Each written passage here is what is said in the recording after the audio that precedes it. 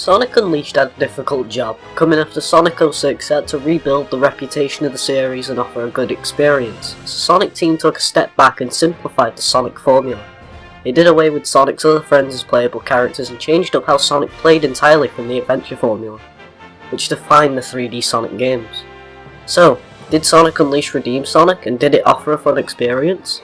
Let's find out. Sonic Unleashed opens with a visually stunning CG cutscene of Sonic attacking Eggman's fleet and ripping it apart. Sonic uses the power of the Chaos Emeralds to become Super Sonic, however, Eggman pulls a Dr. Wily to trick Sonic so that he could trap him and steal the energy of the Emeralds. Using that power, he is able to crack the Earth into 7 pieces and unleash an ancient god called Dark Gaia. This causes Sonic to turn into the Warhog before Eggman sends him into the darkness of space. This sets up the game's plot. Basically we have to restore the Emerald, stop Dark Gaia and kick Eggman's butt once again. The first character we meet is a little furry-like creature who has amnesia, and Sonic calls him Chip because he likes chocolate chip ice cream, and that's literally the only reason. And Sonic vows to help him restore his memory. Sonic and Chip's relationship as friends is a really nice one to see. We actually see them talk and communicating in a very natural way, which is really nice to see from the robotic style that they talk in some of the earlier games. They just don't seem like real characters, but in this game it's nice because there's only a few.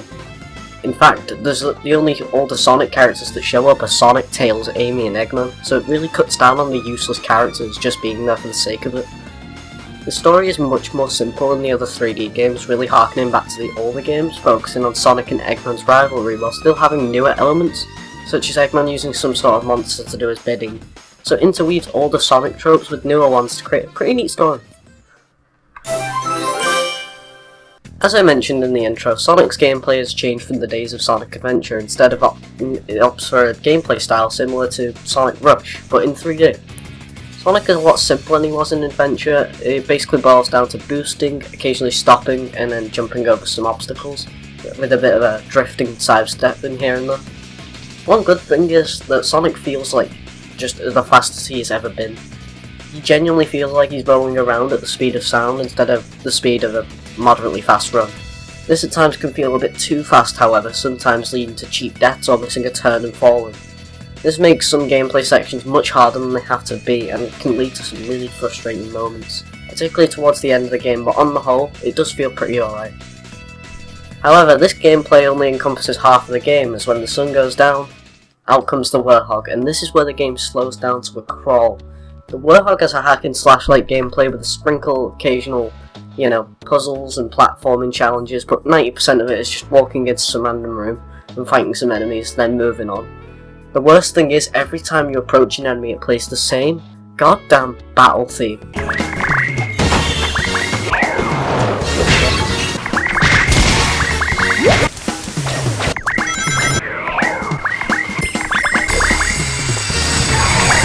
The night music is some of the best in the game, but you barely get to hear it and instead hear the same irritating battle theme time and time again.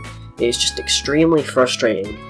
Another problem is the levels can take anywhere from 10 to 40 minutes, which for a Sonic game is just outrageous, especially when these levels are extremely repetitive and tedious. So it just slows down the game, and because of this it took me about 10 hours to beat. This was not the only thing that slowed it down, mind you, but it was definitely a major thing. Finally, there are hub worlds, which are pretty small and easy to navigate, so it doesn't waste your time while still giving you a look at the country's culture and people.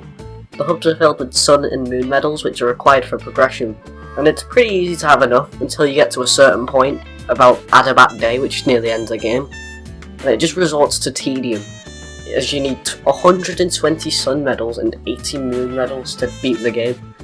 While the night levels and hubs can keep you going for a while, at some point you have to go back to day levels just to get those medals, and it is super hard to collect these medals when you're blasting through at super speed. This game is just absolutely beautiful. Sure, it's not super pretty like games these days, but for a game in 2008, it still holds up. Especially with CG cutscenes, which are just absolutely stunning. They're like movie quality. You look at the intro and it just looks like Star Wars. This is probably the prettiest looking Sonic game I've ever seen, which is disappointing because there have been 5 main games since and none have really been able to get close to it, besides Generations, which went for a much more smoother frame rate than better, graphics. Speaking of which, this game can have horrible performance at times. This is most notable when there are many enemies on screen, or there's just a lot going on, and this can sometimes ruin the gameplay. This is most notable with Jungle Joyride Day, when the game just chugs and it is honestly just a chore to play through.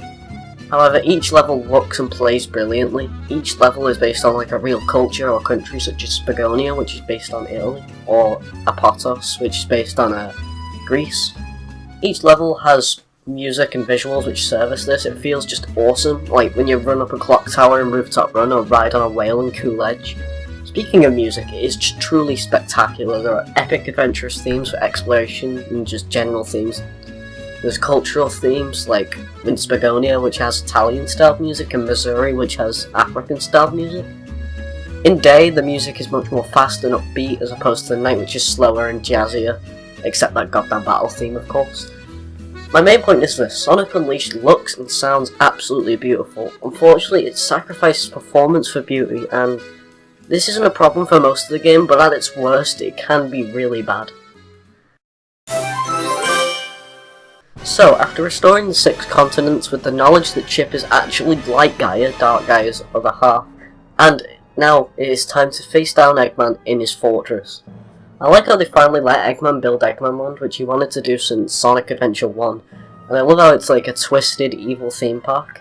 However, what I do not like is how horrible the level itself is. The final level is abhorrently hard for absolutely no reason. Sure, the level is the end of the game and it is supposed to be hard, but so many deaths are just bullshit and happen due to the game and not because of me. Not to mention the level can take up to half an hour to beat, and that is just so unnecessary. One thing I see is people say that like Unleashed is actually challenging, unlike Generations where S ranks are really easy to get, but the difference is Unleashed challenges doesn't come from difficulty, it comes from the bullshit. One thing that Eggman Land does do pretty cool though, however, is that it's the only level where you can play as both Sonic and the Warthog at the same time. Well, not at the same time, but you switch between them. Anyways, once the level is over and the 7th continent is restored, you face off against the Egg Dragoon as the Warthog.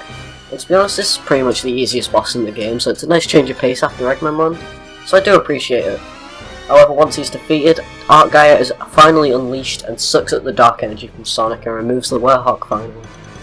Chip summons 7 Gaia temples to create a Megazord called the Gaia Colossus to take on Dark Gaia. This is kind of bullshit as you kind of have to hit rocks, but the punch is super janky and at points you have to actually predict when you'll throw the rocks. And then there's a QTE which can kill you if you mess up.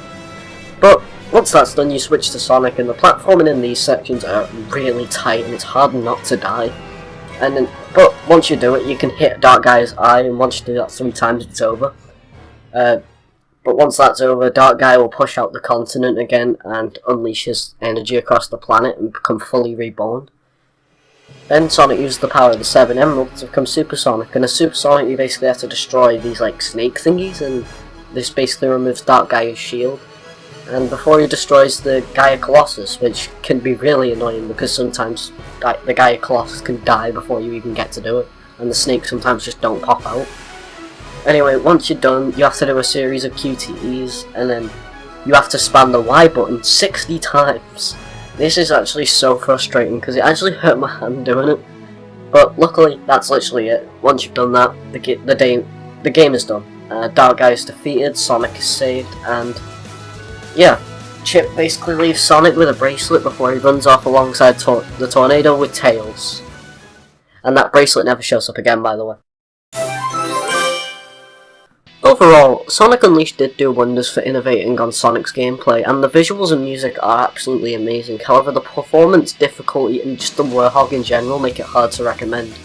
If you want a good alternative on the PC, you can install the Unleashed project with Sonic Generations, where you can play only the daytime levels, and you get a much better gameplay experience, and also you get a smoother frame rate. Now if you want to check out the whole experience, then sure, check out Unleashed, but colours and Generations improved on Unleashed gameplay tenfold, and didn't get bogged down by Warthog-like character. So, it's not bad, but I wouldn't really recommend it simply due to the Hedgehog. Well, not the Hedgehog, the Warthog, sorry.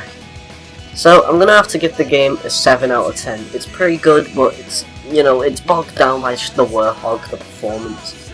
So, it's a pretty good game, but it's just let down in a few areas. And that's my whole review.